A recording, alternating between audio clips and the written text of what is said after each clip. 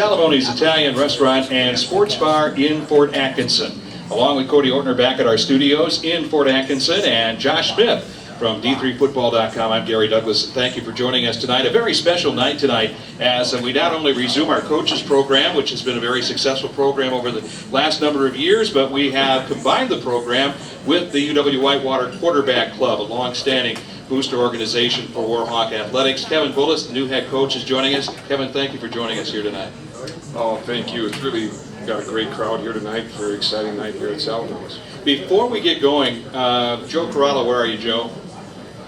Big thanks to Joe Corallo, because Joe was the guy that kind of brought all this thing together. And Joe, when your basketball coaching career is over with, you can go into diplomacy somewhere along the line. You did a great job with that, and we thank you very much. And I think thanks to Chuck Noss and everybody else from the Coaches Club for joining us here this evening. And this will be one of our several locations that we'll have for the program, mostly on Thursday nights, although we do have a Tuesday night coming up a little bit later on this month, and we'll also have probably a Wednesday a little bit later on because of Thanksgiving. But Kevin, so far, how are things been going for you? It's been going very good. I mean, at this point, the players are really itching to play a game. I mean, they're really they're tired of hitting and tackling and blocking each other at this point. I mean, they want to really get a chance to play next week against Belgrade. So I mean, that's the thrill of where things are at right now. Yeah, how about the coaches? The players are excited. I imagine you'd like to get that first game as a head coach on your belt too. You know what? I'll tell you, that's not even a question. And that's that's the thing that's thrilling, I think, for all of us. I mean, we've got a number of new staff and those things, and starting really last spring, coming together and having 15 workouts together with the athletes, and now I think was it practice 17 today, guys? I think that's what it was, and so there's been a lot of work that's come into it just to get to this point. We'll follow up on that in just a moment, Kevin, but we should remember, you mentioned the players that are here today. You have your four captains as well. We'll be hearing from Joe Worth coming up a little bit later on in the program. Also, you have a very special guest that you'll be having this evening as well. We do. We're very fortunate. We have Bev Copper, our new chancellor here at the university, previously our provost, and her husband Pete as well. And so I didn't bring an assistant coach tonight. She's the assistant coach tonight. So. And she's very happy to be here, and we appreciate that as well. You talked about the assistant. You have a fascinating coaching staff coming into this season, because you have a little bit of new, but you also have some very familiar, some holdovers, of course, along that coached with you the last several years at Whitewater, but some familiar faces that you have brought back as well. You know, it's really a great chemistry, and that's one of the things, going back even to January. I mean, to me, when I was going through that hiring process of really hiring 4 new coaches, I really wanted, to me, the things that were very important were, one, people that had a connection to UW. I felt that was really important to bring back a couple people that had that connection to our history. Brent Allen, who was an All-American offensive lineman for us, and was coaching Division III as an offensive lineman coach, to be able to get him to come back to me was huge, and to be able to get Jason Rindle, our linebacker coach, and he's also our run defense coordinator, who was a player of the year in the nation back in 2008, I believe. To get those 2 gentlemen back, to me, was huge, because they understand the history of our, and I'm a history major. I got my master's in history, and I think that's important to attach to your history.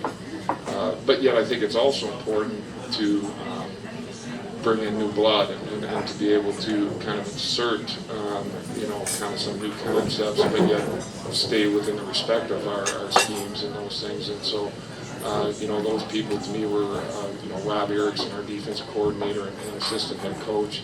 Rob's an amazing leader, amazing coach, and for to be able to get him, who has a lot of history in the WIAC, and very successful history, and great coach, great communicator, philosophically consistent with what we've done here in the past. That was important to me. But also Craig Smith, our offensive coordinator, who was at UW-Oshkosh and Platteville. So he's got a lot of history in our conference and things. And so this is a funny story about Craig Smith. It's an amazing story. Back in December, we're getting ready to play Linfield, and it was after the point I decided, okay, I'm going to apply for this job. And And I asked Lance, him and I were talking, I said, Lance, I go, if Andy Kovalnicki would leave today, I go, who's the first guy you call on to be your offensive coordinator? And he said, Craig Smith. And about 5 minutes later, I ran into John O'Grady, our special teams coordinator, and I said, all right, I'm going to ask John this question. You go, John, who's the first guy you're going to call to be your new offensive coordinator? Craig Smith. I thought that was pretty shocking. Yeah. Pretty amazing. So I mean, I'm really excited about our staff and the chemistry. And the one person that to me really ties it all together is Nelson Edmonds. Nelson Edmonds, he took a couple years off of coaching. We and I talked, and a priority for me, and his daughters had given him the okay to get back to coaching, and the athletic director agreed as well. And so it was great to get his wife Amy as the athletic director, and so really excited to get Nelly back here on staff because he's amazing. Josh, I'll get to your question in a moment. I just wanted a quick follow-up with Kevin. I was asked this over the summer with two very highly regarded coaches from competitors in our league coming to work at Whitewater. I've seen that happen before, both in football, basketball, even in baseball as well. Do you feel that there's any type of fallout you might have to deal with when you're, we open the first two conference games of Blackville and Oshkosh right away?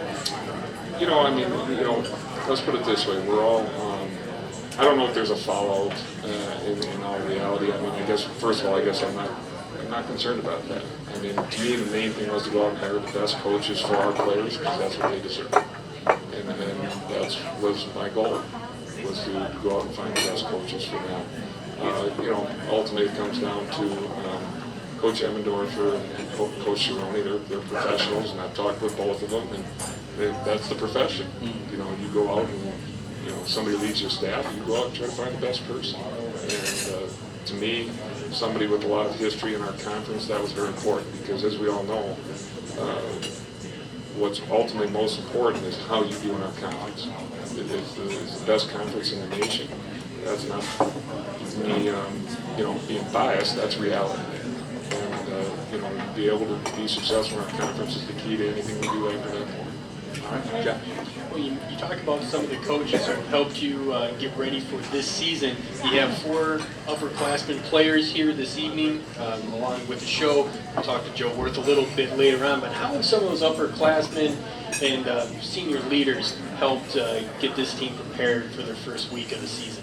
And that's, last spring, we met, and we met with the senior group, and we talked about, first and foremost, I think the biggest thing is, and this is something that I'm not inventing this, this is something that Coach Leopold always talked about, is for them to make their stand on this team. 2014 is gone, 2013 is gone. Thank God 2012 was gone.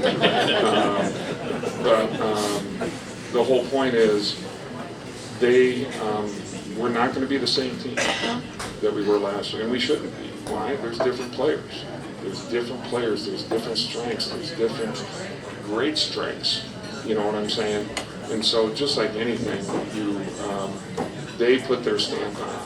They put their stamp on it, and that's really the type of team we'll be, and that's what they're doing. Kevin, you entered camp with about 135, 38 players, something like that, when things began this fall. How's the process coming along? Right, they're talking about, the big topic right now is the Packers cutting down to their maximum limit that they have. How's that process coming? I know when I talked to Lance over the years, that was always one of the most difficult things he had to deal with. I think it's since I was talking to John O'Grady about this. I think it's since 1995 our conference has had a limitation on our, on the football roster. In all my years of coaching, that day that we make all those decisions and finalize those decisions, that's the worst day.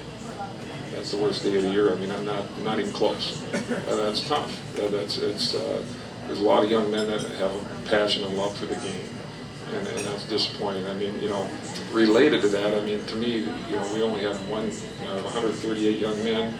We only had one young man who decided during camp that it wasn't for him, which is fantastic. And I'm very excited about that. But unfortunately, we're going to have to be able to work our way down to a 108-man roster.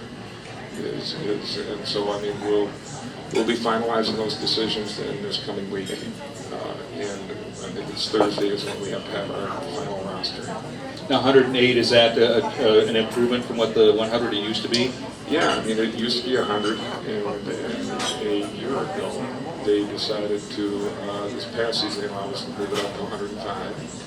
And then the conference lifted off the cap now, so there's no cap.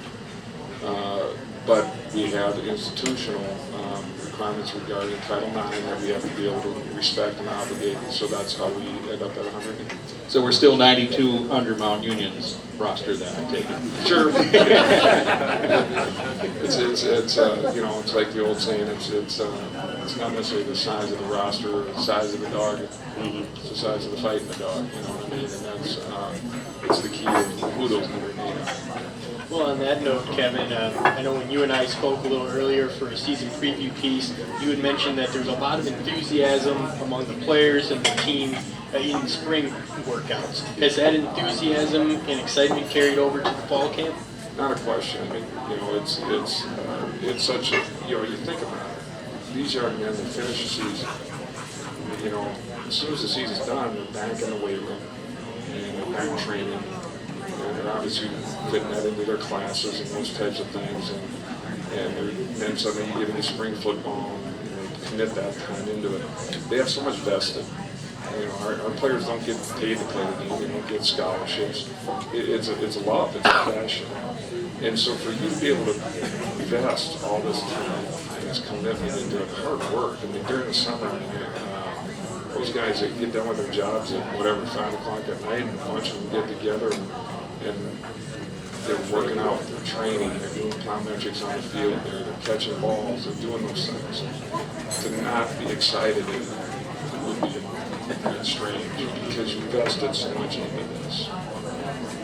It should be very fascinating to see how things come together. Coach, you mentioned that we're going to have to be talking to one of our captains coming up here shortly. Yeah. You know, I picked on Joe because I've seen him speak publicly a few times, so I thought, you know, it'd be perfect for Joe. All right. Well, I'll tell you what, we'll take a break, and when we come back, we'll talk to Joe Wirth as the Coaches Show. And the Quarterback Club continues here from Salamoni's in Port Atkinson. We'll do that right after this break here on KOOL 106.9.